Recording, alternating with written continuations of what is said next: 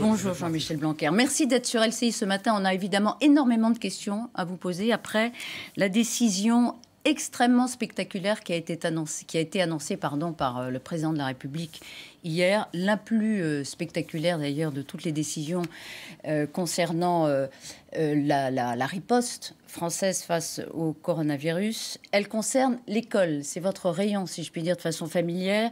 Le président a décrété que toutes les classes, quel que soit le niveau, seraient fermées à partir de lundi jusqu'à nouvel ordre. Jean-Michel Blanquer, toutes les classes, maternelle, primaire, collège, lycée, université, sans exception. Oui, c'est sans exception. Ça ne signifie pas d'ailleurs que le lieu est fermé. Ça veut dire parce qu'il y a une permanence pédagogique qui est assurée. Déjà aujourd'hui, les élèves y vont. La journée d'aujourd'hui est très importante parce que c'est la journée où on va communiquer aux uns et aux autres la façon dont les choses vont se passer à partir de lundi. Les élèves et leurs familles vont recevoir un lien Internet pour se connecter à l'enseignement à distance. Donc un lien personnalisé. Aujourd'hui même, oui. Ils auront toute la méthodologie pour travailler au cours des prochaines semaines. On assure une permanence des lieux. Par exemple, les chefs d'établissement continueront à être dans leurs établissements, évidemment. Les enseignants seront tenus d'aller à l'école ? Non, les enseignants, la plupart du temps, seront chez eux. Ils pourront peut-être parfois passer dans les établissements. L'objectif étant parfois de communiquer des choses à différents interlocuteurs, notamment les parents d'élèves. On a des situations qui peuvent être différentes. La situation d'une petite école rurale n'est pas la même que celle d'un grand lycée urbain. Mais ce qui est certain, c'est que chaque famille sera contactée par email au minimum. Souvent, il y aura des contacts téléphoniques de la part des chefs d'établissement, de la part des directeurs d'école. Toute cette méthodologie va se définir au cours des prochaines heures, puisque nous avons communiqué au rectorat les différents éléments. Et nous sommes préparés à cette crise depuis maintenant plusieurs semaines, vous le savez, aussi bien au travers de l'enseignement à distance qu'au travers de l'ensemble des modalités d'organisation. On va y revenir. Ce que vous nous dites, c'est que tous les parents, alors, sans exception, devront être contactés par Internet via leur boîte email, sinon pas Internet, par téléphone, ça existe. Il y a une petite proportion, j'imagine, de familles qui quand même... C'est environ 5%. 5%, donc celles-là le seront par téléphone. C'est ce que vous allez dire tout à l'heure au recteur que vous réunissez ce matin, c'est ça ? En réalité, ça, ils le savent déjà, puisque nous sommes préparés à cette crise. Vous savez, il y a déjà plusieurs académies qui sont dans cette situation. L'Académie d'Amiens avec l'Oise, l'Académie de Strasbourg avec le Haut-Rhin, l'Académie de Rennes avec le Morbihan, l'Académie de Grenoble avec la Haute-Savoie, l'Académie de Montpellier avec Montpellier, l'Académie de Corse aussi. Toutes les académies que je viens de citer étaient déjà dans ce type de modalité pour une partie de leur territoire. Mais là, on passe à une autre échelle. On passe à une autre échelle, exactement. On était à environ 450 000 élèves jusqu'à aujourd'hui. On va passer donc aux 12 millions d'élèves que compte la France. 12 millions d'élèves. En tout d'ailleurs, si on compte aussi les personnels, qui sont très nombreux, si on compte les enseignants, si on compte les universités, combien de personnes sont touchées par cette décision si vous voulez, les élèves, en réalité, c'est un peu plus que 12 millions, c'est un peu plus de 12,5. Si vous ajoutez les personnels et que vous additionnez aussi ceux des collectivités locales qui travaillent, ça fait environ 1,5 million. Donc vous arrivez à 14 millions. Si vous ajoutez le monde universitaire, ça fait environ 3 millions. Donc on est autour de 17 à 18 millions de personnes qui sont concernées par la décision. Du président hier. Tout le monde est concerné, privé, public, quel que soit le niveau. Quand les jeunes sont majeurs, par exemple, dans les universités, c'est le cas. Ça peut être aussi le cas souvent dans les lycées, dans les classes préparatoires, etc. Oui. Ça ne joue pas du tout. Eux aussi, ils sont concernés. Alors, pour les classes préparatoires, nous allons définir cela aujourd'hui. Nous consultons les chefs d'établissement et les recteurs pour voir ce que nous ferons s'agissant des classes préparatoires. Pourquoi ? Parce que pour les raisons que vous venez de dire, c'est-à-dire on parle d'adultes, notamment sur les modalités d'organisation. Bien sûr, la mesure dite par le président s'applique aussi aux classes préparatoires, mais nous devons voir comment les lycées vont organiser la continuité pédagogique spécifique des classes préparatoires. D'accord, mais une classe préparatoire dans un lycée, tous les jeunes du lycée restent chez eux. La classe préparatoire, imaginons juste une quarantaine d'élèves, ça arrive. Elle aussi, elle est concernée par le fait de ne pas venir. Elle n'est pas concernée par le dispositif Ma classe à la maison qui vaut jusqu'à la classe de terminale. C'est que tout ce qui concerne l'enseignement supérieur, et en l'occurrence, vous parlez des classes préparatoires, on pourrait parler des BTS, nécessite des modalités particulières qui sont définies pour la continuité pédagogique. Jusqu'à nouvel ordre. Jusqu'à nouvel ordre. Ça nous mène où ? Vous savez, l'expression « jusqu'à nouvel ordre » est une expression que nous utilisons beaucoup aujourd'hui, puisque nous devons, face au virus, avoir une souplesse, une adaptabilité pleine et entière. Donc ça signifie que c'est en fonction de l'analyse par les scientifiques, par les médecins, de l'évolution de l'épidémie que nous pourrons ajuster ce calendrier. Le critère précisément, ce sera quoi pour décider la reprise c'est le taux de contamination. C'est ce taux de contamination qui, hier, a fait que les scientifiques ont incité à ce que le président de la République prenne cette décision. Ils ont estimé qu'il fallait, dans cette stratégie générale que nous avons depuis le début, qui est non pas d'empêcher le virus, parce que c'est impossible de l'empêcher, mais de le freiner, c'est-à-dire de réguler sa vitesse. Parce que je vous rappelle que la stratégie, c'est de réguler la vitesse du virus, qui va passer par bon nombre d'entre nous, mais de faire en sorte que ça passe pas par tout le monde en même temps, parce que à ce moment-là, ça crée des pics de malades qu'on aura des difficultés à soigner parce qu'ils seront trop nombreux en même temps. Donc toute la stratégie consiste à bien étaler le passage du virus. Et c'est ce que nous avons fait jusqu'à présent, en ciblant les territoires les plus concernés. Maintenant que ça a augmenté d'un cran pour toute la France, eh bien, nous appliquons cette mesure de fermeture école, collège et lycée pour toute la France, de façon à maintenir le plus bas possible le taux de contamination de ce mois de mars. Donc, ce qu'on peut imaginer, c'est que ceci va nous mener au moins jusqu'aux vacances de printemps, cette fermeture des écoles, c'est-à-dire début avril, qui commence début avril pour la première zone concernée. Et qui s'étale sur 4 semaines. Et qui s'étale sur 4 semaines, puisque vous savez, c'est 2 semaines les vacances de printemps, puis ensuite vous avez une deuxième zone qui est à cheval sur les deux premières, et puis donc ensuite ça fait une 4 troisième. semaines en tout, En tout, ça pour fait les 4 3 semaines. zones. Tout à fait. Et donc, c'est ce qu'on peut concevoir en ce moment, mais bien entendu, je repréciserai ça au cours des temps qui viennent en fonction de l'évolution de la situation sanitaire et de ce que nous diront Mais vous avez un objectif du ministère de la Santé. En tant que ministre de l'Éducation nationale, est-ce que vous vous dites, on va regarder l'épidémie, bien sûr, ce sont les scientifiques qui vont décider, ok, mais reprendre l'école après les vacances de Pâques ce serait éminemment souhaitable, évidemment. Ce serait souhaitable. C'est évidemment mon rôle que de m'assurer d'une continuité et d'une force du service public. Ceci étant, il faut bien dire que nous n'entrons pas dans une période de vacances, là, ce qui est très important on va à y dire. venir. Juste un moment, encore sur le calendrier. Il y a des concours déjà début avril, qui tombent pendant les vacances. Oui. Ces concours de l'éducation nationale, parfois très importants, qu'est-ce qui se passe ? Alors, c'est aujourd'hui que je prendrai les décisions au cas par cas sur chacun des concours concernés. Je les prendrai d'ailleurs avec la ministre de l'Enseignement supérieur, puisque nous sommes tous les deux concernés par un tel sujet. Ma position sur ce point est d'essayer au maximum de préserver les concours et les examens. Pour plusieurs raisons. La première, c'est qu'il s'agit de jeunes adultes, en réalité. Donc, on n'est pas dans la même... on n'a pas les mêmes raisons de fermer que pour les écoles, puisque là, il s'agit d'empêcher que les enfants qui sont des vecteurs se déplacent trop. Donc ça, c'est une raison d'ailleurs suffisante.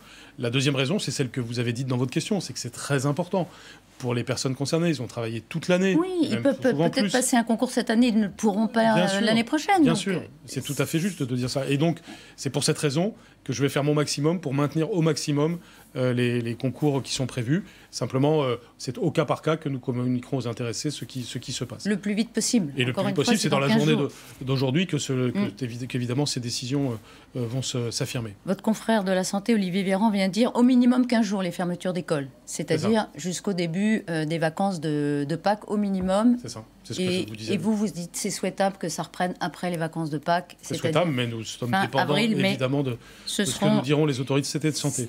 Donc pour les concours, on a bien compris. Je vocale sur le ministère de la Santé et donc sur Olivier Véran actuellement. On a bien compris que pour les concours, vous allez donc décider dans les heures, dans les jours qui viennent, pour ceux qui sont très proches de nous, pour le bac. Est-ce qu'il y a un scénario qui dit que le bac pourrait être annulé ? Non, alors, le scénario privilégié, c'est le déroulement normal du baccalauréat, et c'est évidemment le scénario privilégié. Maintenant, on peut avoir d'autres scénarios. Nous travaillons sur cela actuellement de façon à parer à toutes les éventualités. Mais au moment où je vous parle, le scénario principal, c'est évidemment le passage normal du baccalauréat. Ce que je tiens à dire, c'est que ça vaut pour la préparation du baccalauréat comme pour le reste, c'est qu'encore une fois, nous ne sommes pas en vacances. Oui, alors comment on assure la continuité des cours ? Parce qu'il y a une plateforme sur Internet, en ligne, qui est à disposition des élèves. Elle pouvait absorber 6 millions d'élèves. Vous nous avez rappelé, il y en a 12 millions. Vous n'êtes pas prêts ? Oui, alors si, nous sommes prêts. Je suis allé hier à Poitiers, d'ailleurs, j'étais hier une bonne partie de la journée au CNED à Poitiers pour regarder avec les responsables du CNED où nous en étions. Désormais, c'est 3 fois 5 millions de connexions qui sont possibles, puisque vous en avez 5 pour l'école primaire, 5 millions pour le collège et 5 millions pour le lycée. Donc nous sommes en train de monter en puissance, et nous avons commencé à le faire ces derniers jours, pour assumer un grand nombre de connexions. Donc vous le dites ce matin, il n'y aura pas de saturation. Non, il n'y aura pas de saturation. Bien sûr, nous sommes vigilants. Vous savez, dès qu'on parle de questions informatiques, il y a beaucoup d'enjeux techniques et beaucoup d'enjeux de sécurité, parce que vous avez notamment des hackers nationaux ou internationaux qui attaquent ce genre de programmes. Mais bon, nous avons un système de sécurité qui est, je crois, bon. C'est dans ces moments-là qu'on voit que c'est bien d'avoir un grand service public de l'éducation nationale, avec un bel opérateur comme le CNED, avec, vous savez, un réseau qui s'appelle Renater, sur lequel nous fonctionnons, en général, on n'en parle pas, mais ça fait partie de ces structures robustes du système public français.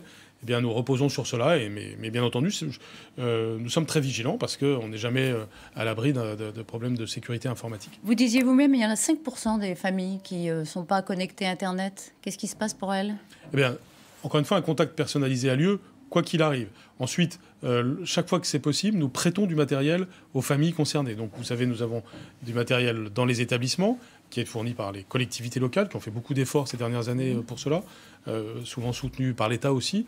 Donc, des tablettes seront données, des connexions seront prêtées pour que les élèves puissent travailler, même s'ils n'ont pas de tablette chez eux. Pour ceux qui ne sont pas outillés, l'école, l'éducation nationale fournira le matériel avec les collectivités locales, parce que c'est une compétence qu'exercent déjà les collectivités locales. Et ce sont les Je tiens à souligner, j'aurai de nouveau aujourd'hui au téléphone, ou même je verrai les responsables des grandes associations d'élus, donc l'Association des maires de France, l'Association des départements de France et des régions de France. Je tiens à vraiment les remercier pour leur tonalité depuis le début de cette crise, c'est-à-dire on est dans une atmosphère d'union nationale pour travailler ensemble, l'éducation nationale et les collectivités locales, pour faire face à cela. Et nous l'avons déjà commencé à bien le faire dans les territoires qui sont déjà concernés depuis de nombreux jours. Un service de garde sera mis en place région par région, ce sont les mots du président hier soir, pour que les personnels indispensables à la gestion de la crise puissent faire garder leurs enfants et travailler. C'est-à-dire, région par région, un service de garde. Oui, notre objectif, c'est que... Parce qu'il y a beaucoup de parents qui, ce matin, se retrouvent avec cette nouvelle lundi matin, ils ne savent pas comment s'organiser. Bien sûr, et je les comprends très bien, et c'est évidemment même à eux que je m'adresse tout particulièrement, en étant conscient des difficultés que cela va leur poser. Nous accompagnons tout cela. D'abord, pour l'ensemble des parents, vous savez que les mesures sociales qui ont été prises dès le début de la crise et qui permettent, d'une part, le télétravail, mais aussi éventuellement d'être absent du fait de la maladie, du fait de la garde de l'enfant, ne vont pas générer de pertes financières pour les parents. Donc un parent peut rester à la maison pour s'occuper d'un enfant. Je pense qu'il y aura beaucoup de formules où un parent restera avec plusieurs enfants du voisinage. Vous encouragez, vous dites un appel à la solidarité. Vous savez, dans ce genre de moment, c'est à la fois une mobilisation des pouvoirs publics, l'État, les collectivités locales, ça, par rapport mais aussi la mobilisation de la société. La mobilisation de la société. Non, vous savez, les enfants sont vecteurs, c'est vrai, mais ça dépend de l'âge de la personne qui s'en occupe. Encore une fois, c'est surtout les personnes les plus vulnérables qui sont aujourd'hui, auxquelles nous prêtons une attention toute particulière pour ce coronavirus. Donc là, il faut beaucoup mais dans toutes les interactions que nous avons, que ce soit avec les enfants ou avec l'ensemble des personnes que nous croisons dans une journée, les fameux gestes barrières doivent être appliqués par tous et il faut les rappeler en permanence. Les parents le font, bien sûr. Se laver les mains, en particulier, ne plus s'embrasser. Un service de garde, monsieur le ministre, un service de garde sera mis en place région par région. Ça veut dire quoi? Ça veut dire que ce sont les régions, administrativement, qui doivent mettre en place des services de garde pour ceux qui sont infirmières, médecins? Non, c'est nous, l'éducation nationale, qui le faisons. Mais en lien, bien sûr, avec les régions, les départements et les communes. Mais c'est l'éducation nationale qui va mettre en place ces services de garde? Bien sûr, nous sommes dans notre responsabilité de le faire, mais avec les collectivités locales. C'est toujours ensemble, vous savez, puisque les collectivités locales ont en charge les bâtiments, qui restent ouverts, nous ne fermons pas. Et puis, nous avons en charge les personnels et l'activité.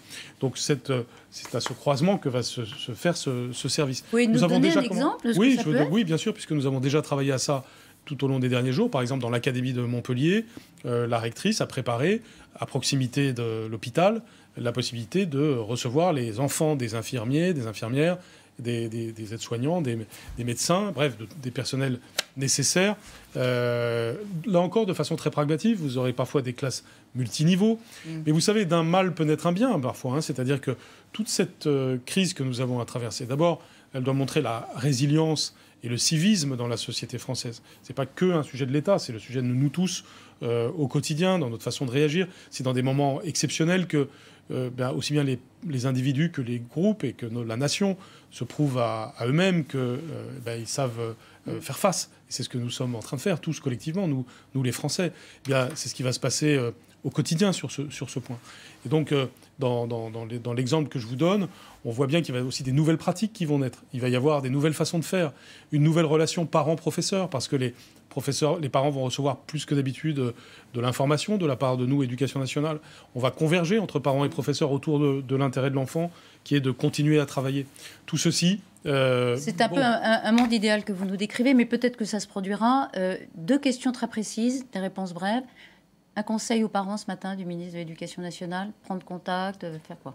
C'est surtout la sérénité, autant que possible. Je sais bien qu'il y a des problèmes très concrets qui se posent aux uns et aux autres, mais en tout cas, s'agissant de la continuité du travail de l'enfant, chaque parent sera contacté par l'Éducation nationale et pourra se connecter à ma classe à la maison. Ça, c'est l'élément concret que je veux leur dire d'abord et avant tout, parce qu'encore une fois, les enfants doivent continuer à travailler et même profiter de cette période pour travailler plus en autonomie et être capable de travailler aussi selon de nouvelles modalités. C'est un choix politique, c'est un choix du président. On ne ferme pas les commerces, on ne ferme pas les cafés, la vie économique continue, l'école s'arrête. C'était votre choix? Moi, j'ai souhaité qu'on retarde le plus possible une telle éventualité. Je savais que nous allions arriver à des fermetures massives. Nous y sommes arrivés par palier. Et donc, ce que j'avais prévu précédemment, c'était qu'il y ait... Vous auriez préféré l'éviter, pour tout dire. C'est ce que vous nous aviez dit sur LCI il y a quelques jours. Ça n'aurait pas de sens de fermer toutes les écoles. Vous l'aviez dit textuellement. C'était la stratégie fixée par les scientifiques eux-mêmes dans un document qui date de 2011 et qui préparait une épidémie comme celle-ci. Simplement, il faut être pragmatique aussi, c'est-à-dire les mêmes scientifiques constatent aujourd'hui que c'est une mesure barrière nécessaire pour faire face à l'accélération de l'épidémie. Et évidemment, nous nous rangeons derrière cet avis des scientifiques. C'est un défi énorme pour l'Éducation nationale. Oui, mais vous allez le relever. Bien sûr, nous allons prouver que nous sommes une grande et belle maison dont les Français peuvent être fiers. Le mammouth va pouvoir bouger. Nous ne devons plus l'appeler ainsi. J'ai utilisé d'autres mots. Je pense qu'il y a une souplesse, une réactivité, un engagement des professeurs et des personnels qui est à souligner, que je connais bien, que je vois toujours, et tous les Français vont le voir. Merci beaucoup, Jean-Michel Blanquer, d'avoir été ce matin sur LCI.